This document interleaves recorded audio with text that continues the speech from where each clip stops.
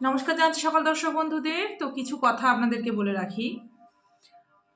কোনো বাড়ির কালী পুজোতে আপনারা যাচ্ছেন, কোনো কালী মন্দিরে আপনারা যাচ্ছেন, মাকে কি দিচ্ছেন, কি দান করছেন, মা কিসে খুশি হবে সেইটুকুনি একটু জেনেছেন?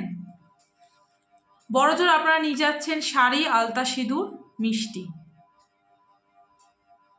কিন্তু আসল জিনিস মা যেটা পছন্দ করবে সেই জিনিসটা কিন্তু আপনারা নিচ্ছেন না। সেটা আপনাদের আমি বলে দিচ্ছি। কি করবেন? আপনি যদি শাড়ি না পান, শাড়ি নাই দেবেন।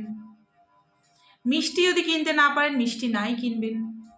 কিন্তু মায়ের জন্য অবশ্যই গোলাপ জল আর অগুরু, এই দুটো জিনিস কিন্তু মাস্ট।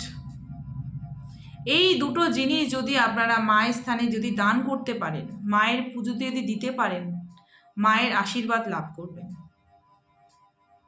তার সাথে কারণ এটাও আপনারা দিতে পারেন।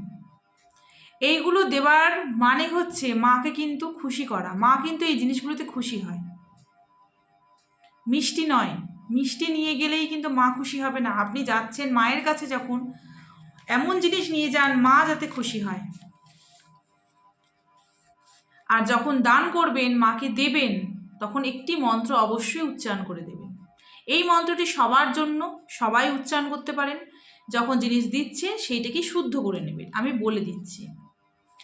হ্রিং শ্রীং ঐং অমৃতে অমৃত বর্ষণী মহাপ্রকাশযুক্তে সহা।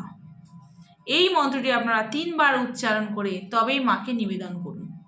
দেখবেন নিশ্চয়ই আপনাদের মনস্কামনা পূরণ হবে। জয় মা তারা।